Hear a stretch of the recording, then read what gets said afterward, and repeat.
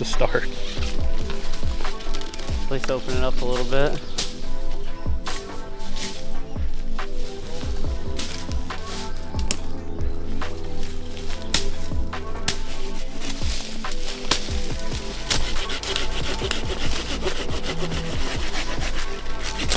How far off?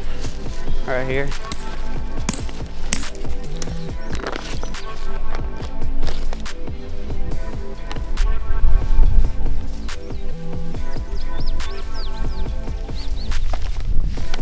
You use a little more than half, but Everybody knows the worst thing when you're putting trail cameras out in the summer is the ants.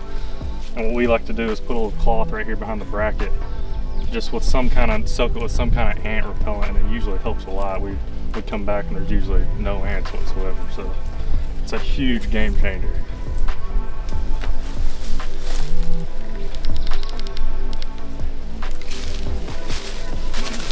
dude, that other deer's got really good bases. Like really good. Dude, that's just how his kind of, I don't know if he's got the mass, but I'd say that's our boy. That's gotta be him. Gotta be, dude, right? that's 100%. Gotta be. That's freaking sweet. Holy cow. Boys, we got a serious Is that him? leg injury. What is it? It's like some kind of big growth. You see that? See that deer? I know for a fact who that deer is. It's gotta be. Didn't have the kind of mass, dude. I would not be opposed to saying that that could be him. I had some good pictures of him.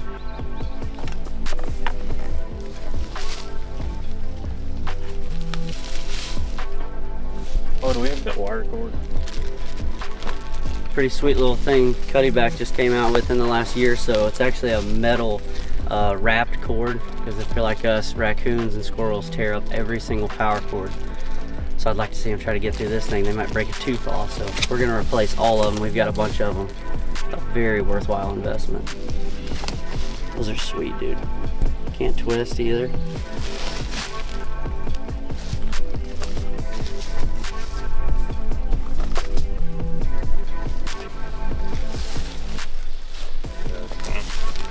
Pretty good. Today is a super exciting day for Grant and myself. Today is our first card pull of the year. We have some great pictures already for it being the middle of June. So already super excited going into this year. We've got some pictures of a couple bucks, including what we believe to be our boy Eddy. As you guys know, Eddy's a very special deer to us. Back in 2020, when we were first starting to get permission around here, Eddy was actually the first deer that we got pictures of on this property. And he was nothing short of impressive. I mean, he had, as you can tell in the velvet pictures, he had twisted tines, he was a little bit lopsided, just a super impressive deer. And then fast forward to 2021, equally as impressive, but he did lose a little bit of tines. He did fly off a little drop tine there, which was awesome to see. But definitely a deer that we're excited about, and one that we're gonna be on the top of our hit list this fall. You know, in 2020, we didn't really have too much opportunity to hunt between some other projects and traveling, filming and whatnot. Fortunately, we both put bucks on the ground, as you guys have seen, but we only made 1 or 2 sits up here. I actually killed my buck of 2020 about 1,000 yards from here. So we didn't put a ton of time in, unfortunately, for Eddy, although I feel like we made the most of what time we did have. And then last year, we really had ample opportunity to hunt. Very grateful for that. So we sought out to make some solid plans and try to improve the area a little bit in hopes to get a crack at them. A couple of the plots that we put in, you guys saw. One that's just probably 50 yards from here that we put in. We came in, sprayed, burnt, got it planted, and it did surprisingly well for being a first-year plot, kind of on a side hill. As we've told you guys before, we really don't have permission to do anything with the tillable acres, so we kind of just work with what we got off in the little crevices of the field. So we had a cool little 1/4 acre plot, and Eddy daylighted in that plot last year, I believe 3 separate times.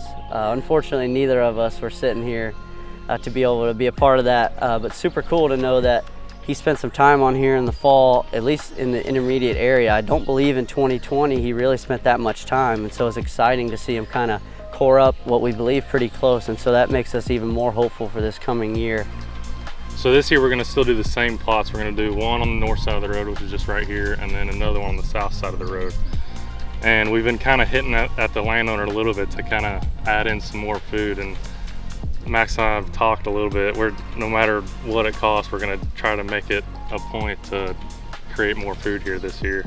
And I think we're gonna focus in on this north side because this is where Eddy's core area is. There's two different options. One is just right here in this little bowl right here. He loves this area right here. And then another spot is on the northwest side of the property. And that's another great spot too. It's surrounded by CRP, crops, got a draw running right through it.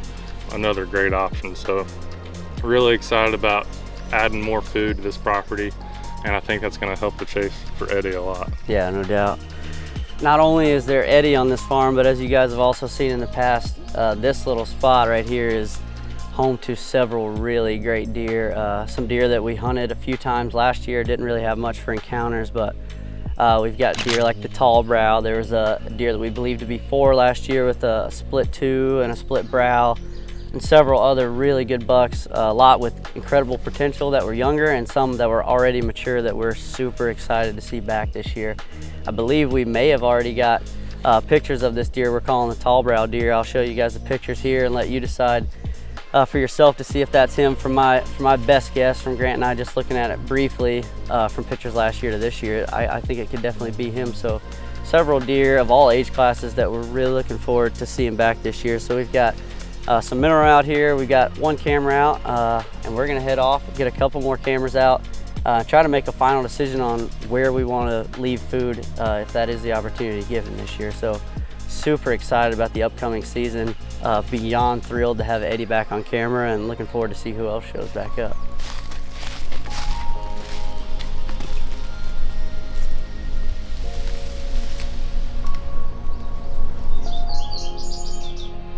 And they're already on it.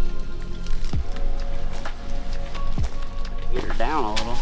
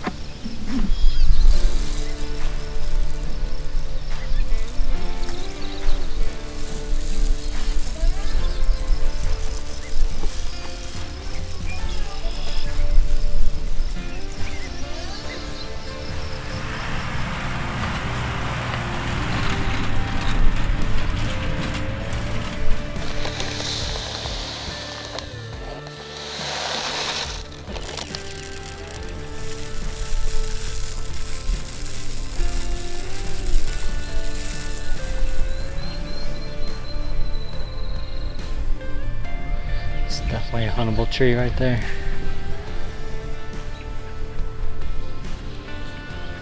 Alright, well, as you can see, Gavin and I got to play out in the dirt a little bit today.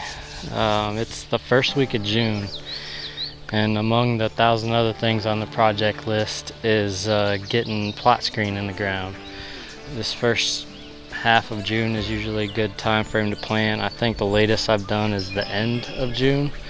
But timing with the weather is usually the most important, and in our circumstances we have a bunch of rain coming here in a few hours, and then all day tomorrow we're gonna get hopefully close to an inch. So that's why we decided to kind of rush and try to get everything planned today as far as the plot screen goes. You know, this spot in particular is going to be screening our entry and exit route. plot screen can be used for a lot of different things. That also to redirect deer movement, and of course to screen, from like a roadway. So we've done a little bit of both on this particular property. One was a plot that I'll be putting down below, and there's a road up above, so I was screening it off from just cars traveling back and forth. And then this one, like I said, is more for our access in and out. This can't be seen from any roadway right here, so that's not really set up for that, but it's going to help us get in and out clean. And having a good screen around a field can really make it a lot more huntable for that reason, but also it helps the deer feel pretty secure, which is going to lead to more daylight movement. If especially a lot of times when we refer to deer, we're talking about mature deer when we're targeting mature bucks.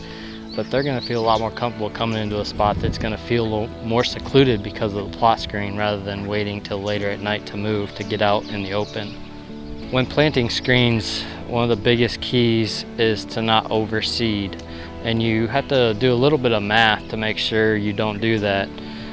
This, as you can see, is a little over 10 feet wide, and you usually don't want to go any less than that, because you want the stalks to come in and basically block the view. So the more narrow it is, the less it's gonna be able to stand up to heavy snow or wind or rain or anything like that. So you want to kind of support each other, but also the wider it is, the thicker it's going to be as far as being able to see through it. So somewhere in the range of 12 to 15 feet is ideal.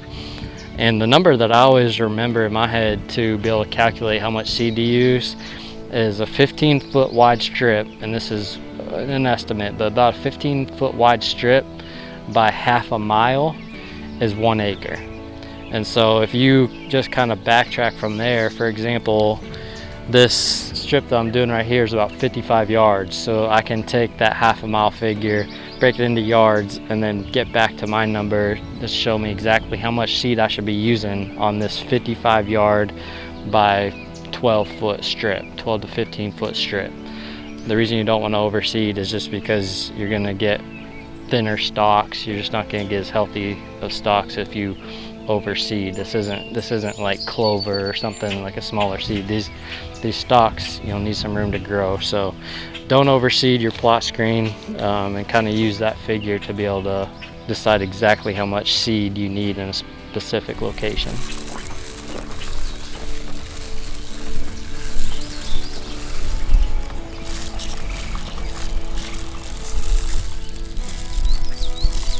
Since I have the tractor and tiller with me, I'm going to go over this slightly. You don't want to get it too deep, somewhere around ideally like 3/4 of an inch, maybe an inch at the most.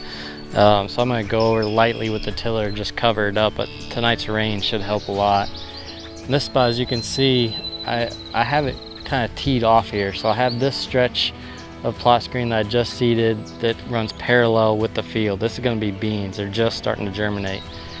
This runs parallel, so that's going to cover deer that are left or right to that entry and exit route. And then I ran one straight back perpendicular to the field that we'll be able to sneak in and out of too. So as long as this grows up good, this should be really good bulletproof access in and out of here, especially late season when it's a little more important, and you want to be able to hunt the same food source over and over again if possible.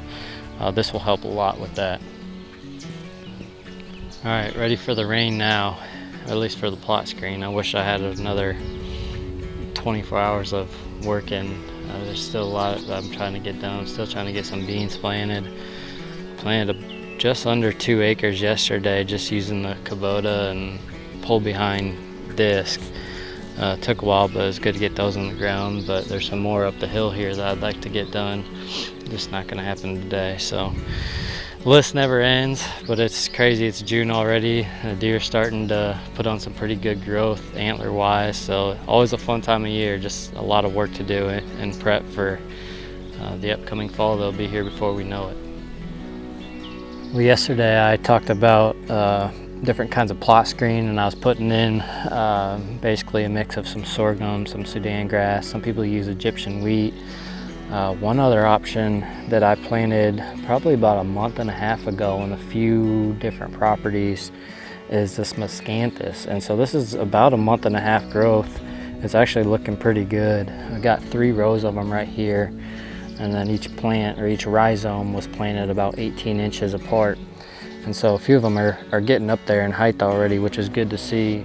I have not personally planted this before until this year, so I'll be anxious to see how it does. But the advantage of this compared to what I was planting yesterday is this is a perennial, so you're not planting it every year like your typical plot screen. This is gonna grow up nice and tall, potentially 10, 12 feet tall, and provide a nice, more permanent screen for areas. Again, same uses as what I spoke about yesterday, funneling deer movement or screening a road. In this case, we're screening off a road so we can have food out in this field and the deer can feel comfortable feeding, or also screening your entry and exit. So just another type of screen. Anxious to see how this does, but it looks like it's off to a good start.